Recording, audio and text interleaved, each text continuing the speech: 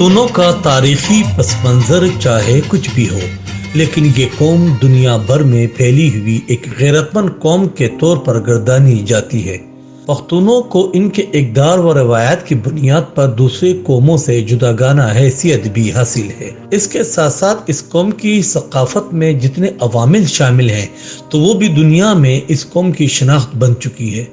پختون قوم کے ثقافت میں مذہب، علم و ادب، معاشرت، میوزک، احترام، اصول، قانون اور ان جیسی تمام مختلف اکائیوں کا بہترین انداز میں استعمال ہے۔ اس کے علاوہ اس کی پابندی بھی بڑی اہمیت کی حامل ہے۔ پختون کلچر میں چند اکائیوں کا ذکر حاضر خدمت ہے جو کہ یقیناً آپ کے لیے حیران کن ہوگی۔ جرگہ۔ جرگہ پختون ثقافت کا ایک اہم جز ہے اور یہ طریقہ اس قوم میں ابتدا سے ہی موجود ہے۔ جرگے کے ذریعے یہ قوم اپنی روایات، مسائل، معاملات، انصاف، تنازعات، غرض یہ کہ ہر وہ عمل جس میں ایک سے زائد لوگ ملوث ہوں اور اس میں انصاف پر فیصلہ مقصود ہو تو یہ قوم جرگے کے ذریعے کرتی ہے۔ یا یوں کہیں کہ جرگہ پختون قوم کا اجتماعی طور پر مشورہ کرنا اور مسئلے کو حل کرنے کا طریقہ ہے، جسے اب دنیا بھر میں مختلف ناموں سے قوموں نے اپنایا ہوا ہے۔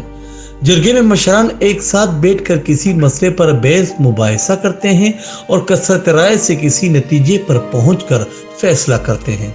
جرگوں کی اہمیت اس سے بھی بخوبی لگائی جا سکتی ہے کہ ان جرگوں کے فیصلوں کو پاکستان کی عدالتیں بھی تسلیم کرتی ہیں۔ بڑے مسائل کے حل کے لیے لویا جرگہ کا انعقاد کیا جاتا ہے، جس میں اس مسئلے سے منسلک تمام قبائل شرکت کرتے ہیں۔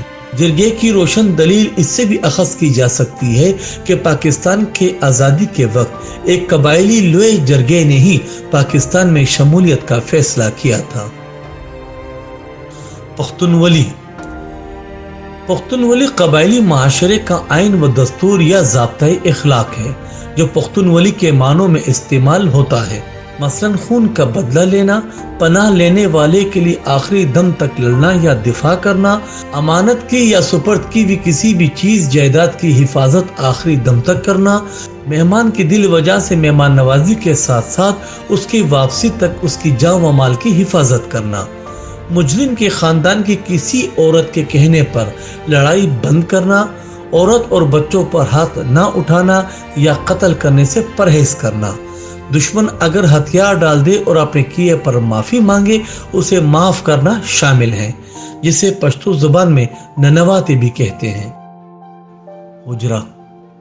پختون چاہے کسی بھی ملک یا شہر میں رہتے ہوں تو وہاں اپنے مکان میں ایک چھوٹا حجرہ ضرور بناتے ہیں جسے مہمان خانہ بھی کہا جاتا ہے، مگر پختونوں کے ہر گاؤں میں باقاعدہ حجرہ ضرور ہوتا ہے جو کہ پورے گاؤں کی ملکیت ہوتی ہے اور جس کی دیکھ بھال پورے گاؤں پر لازم ہوتی ہے۔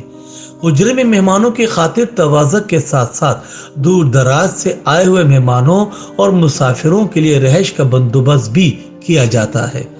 حجرے میں گاؤں والے فارغ اوقات یعنی شام سے لے کر رات دیر تک بڑے بوڑھے اور نوجوان بیٹھتے ہیں، جہاں مشران مختلف معاملات پر گفتگو کرتے ہیں، جس سے نوجوانوں کو معاشرتی مسائل کو حل کرنے کی تربیت بھی حاصل ہوتی ہے، جبکہ کسی تہوار یا خوشی کے موقع پر حجرے میں موسیقی اور خوشیاں منانے کا انتظام بھی ہوتا ہے۔ موسیقی و رقص۔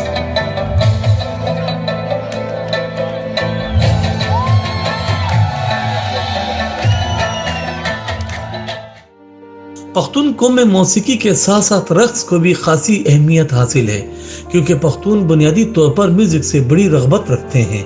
پختونوں میں جو رقص ہے بنیادی طور پر وہ ملی رقص ہے، جس میں بہت سے افراد ایک دائرے کی شکل میں رقص کر کے اپنی خوشی کا اظہار کرتے ہیں۔ یہ رقص تلواروں کے ساتھ بھی ہوتی ہے اور بغیر تلواروں کے بھی۔ اس رقص کو پشتو میں آتن کہتے ہیں۔ علم و ادب۔ جس طرح پختون کی تاریخ بہت قدیم ہے، اسی طرح پختون ادب بھی ابتدا سے ہی ہے۔ بعض محققین کے مطابق پشتو 7000 سال پرانی زبان ہے۔ ان کا کہنا ہے کہ رگوید میں بھی اس کا ذکر موجود ہے۔ مکھا۔ مکھا پختون قوم کا وہ روایتی کھیل ہے جسے جنگوں کے دوران فارغ وقت میں فوجی کھیلتے تھے، جس میں ایک بھاری برگم تیر کے ذریعے سامنے بنے ہوئے نشانے کو مارا جاتا ہے۔ और मतलूबा हदफ हासिल करने वाले खिलाड़ी ढोल की ताप पर खुशी मनाते हैं। ये एक कदीम खेल है और पख्तूनों ने अपने आबाओ अजदाद के इस खेल को आज भी जिंदा रखा है। कराची जैसे शहर में भी इस खेल के टूर्नामेंट मुनक्किद होते हैं जो एक महीना पर मुहित होता है, जिसमें शहर भर से 52 टीमें शिरकत करती हैं।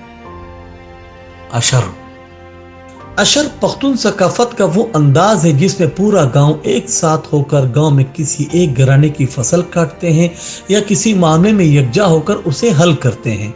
किसी भी बड़े से बड़े काम को पख्तून कौम अशर के जरिए यकजा और मुत्तहिद होकर करती है। यहाँ तक कि अगर गांव में फौतगी हो जाए तो सब गांव वाले मिलकर आने वाले तमाम मेहमानों की खातिर तवाज़ा करते हैं और ये सिलसिला 3 दिन तक जारी रहता है। पख्तून कौम के अफराद मुख्तलिफ शहरों में रहने के बावजूद भी अपने इस इत्तेफाक को बरकरार रखे हुए हैं, जिसमें अब बतदरीज कमी आ रही है। इस वीडियो में पख्तून कौम की सकाफत से जुड़ी कुछ चीज़ों का जिक्र किया गया जो यकीनी तौर पर आपके लिए दिलजोई का सबब जरूर बनी होगी।